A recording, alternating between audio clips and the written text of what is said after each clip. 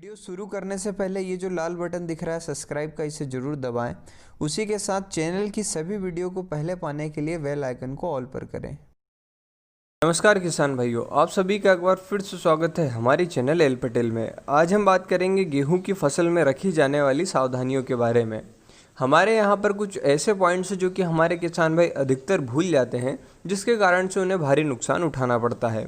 तो चलिए इन्हीं के बारे में आज हम देखते हैं। और ये पॉइंट्स जो हैं वो काफ़ी ज़्यादा ज़रूरी है, जो कि बिजाई से पहले आपको ध्यान रखने हैं। सबसे पहला पॉइंट है, आपको बीज उपचार जरूर करना है। बीज उपचार में वैसे तो 3 बीज उपचार आते हैं, जिसमें एक फंगीसाइड होता है, दूसरा इंसेक्टिसाइड होता है और तीसरा बैक्टीरियाज होते हैं।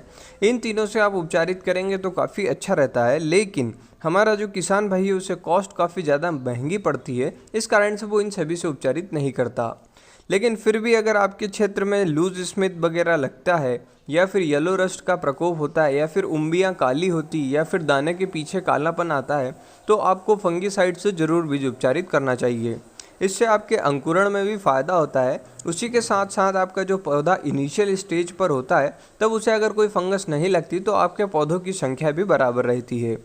इसके लिए आप 2 फंगीसाइड ले सकते हैं, जो कि गेहूँ के लिए स्पेशली बनाए गए हैं, जिसमें एक है डायफेनाकेनाजोल जो कि 2% डीएस फॉर्म में आता है, और दूसरा आता है टेबुकोनाजोल जो कि 5% और 2% दोनों ही डीएस फॉर्म में आते हैं। इन दोनों से आप बीज उपचारित करेंगे तो आपको काफ़ी अच्छे रिजल्ट मिलेंगे। अगर इनके डोज की हम बात करें तो 2 ग्राम प्रति किलोग्राम के हिसाब से आप इन्हें ले सकते हैं। उसी के बाद आपको बीज उपचारित करना है इंसेक्टिसाइड से।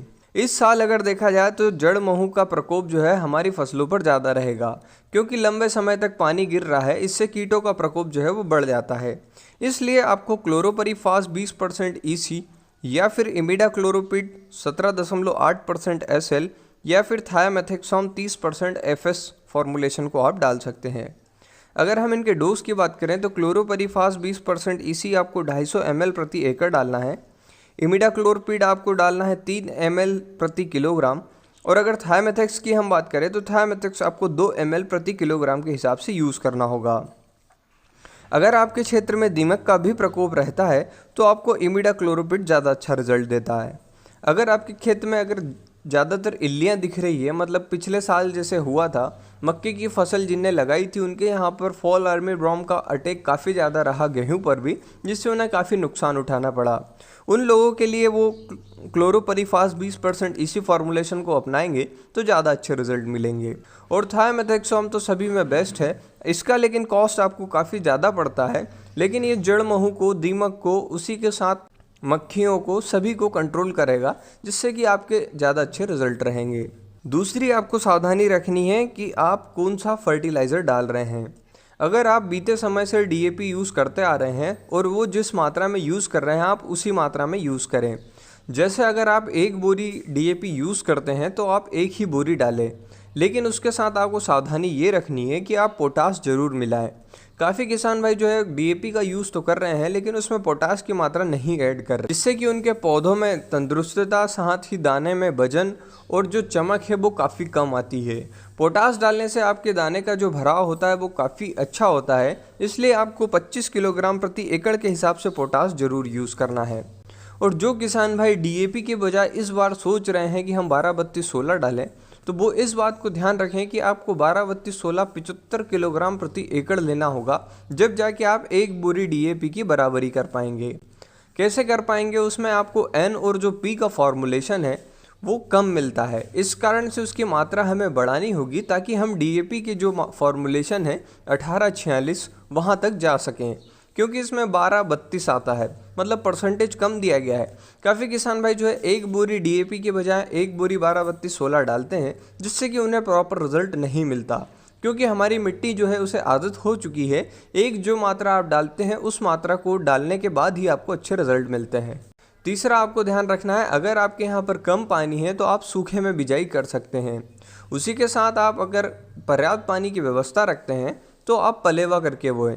पलेवा करके बोने से ये फ़ायदा रहेगा कि आपके कल्ले का जो फुटाव है, उसी के साथ जो फ्लैग लीफ बनती है उसका जो प्रकरण होता है वो काफ़ी अच्छा रहता है। उसी के साथ थोड़ा सा ठंड भी आ जाता है पलेवे वाली बुआई में, तो उसमें ज़्यादा अच्छे रिजल्ट आपको मिलते हैं।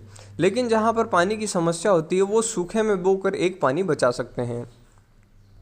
उसी के साथ ये बातें आपको ध्यान रखनी है कि जो कठिया वैरायटी आई है, मतलब जिनके ड्रम सीड्स कहा जाता है, जिनका साइज मोटा होता है, दाने का जो छिलका होता है वो कड़क होता है, उन गेहूं को आपको सूखे में बोना चाहिए। उससे आपको ये फ़ायदा रहेगा कि आपका जो अंकुरण है वो ज़्यादा अच्छा रहता है। अगर आप पलेवा करके उन्हें बोते हैं तो उनका अंकुरण में काफ़ी कमजोरी आ जाती है। इन बातों को भी आपको ध्यान रखना है। चौथा आपको ध्यान रखना है, अगर आप एसएसपी डालते हैं, काफ़ी किसान भाइयों का मन हो रहा है कि इस बार हम एसएसपी का उपयोग करें, तो एसएसपी को आपको सिंगल नहीं डालना है। अगर आप एसएसपी को फॉर्मुलेशन में ले जाएं, मतलब डीएपी कितना डलेगा उस हिसाब से अगर ले जाएं, तो लगभग आपको 3 बोरी डालना होगी एसएसपी, जब आप डीएपी की बराबरी कर पाएंगे। उसी के साथ आपको 25 किलोग्राम यूरिया ज़रूर मिलाना है। वो इस कारण से क्योंकि जो एसएसपी होता है उसके अंदर नाइट्रोजन की मात्रा बिल्कुल भी नहीं होती, इसलिए नाइट्रोजन को बैलेंस करने के लिए आपको यूरिया मिलाना होगा, जिससे कि आपके पौधे की इनिशियल स्टेज में जो ग्रोथ है वो अच्छी रहेगी। पांचवा आपको ध्यान रखना है, वातावरण कैसा है। काफ़ी किसान भाई जो है अगली फसल की प्लानिंग के हिसाब से ज़्यादा जल्दी बुआई कर देते हैं। अगर आप ज़्यादा जल्दी बुआई करते हैं तो गर्मी में अगर आपका पौधा उगता है तो उसके कल्ले का फुटाव जो है वो काफ़ी कम रहता है। उसी के साथ उसकी जड़ों का जमाव भी नहीं होता, जिससे कि जड़ माहू का प्रकोप आपके यहाँ पर ज़्यादा लगेगा। इससे बचने के लिए आप समय पर बुआई करें, जिससे कि आपको काफ़ी अच्छे रिजल्ट मिलेंगे। तो यही सब कुछ है गेहूं की फसल में सावधानियां रखने के बारे में। अगर आपको ये वीडियो पसंद आई हो तो इसे लाइक करें, साथ ही सभी किसान भाइयों में शेयर करें। धन्यवाद।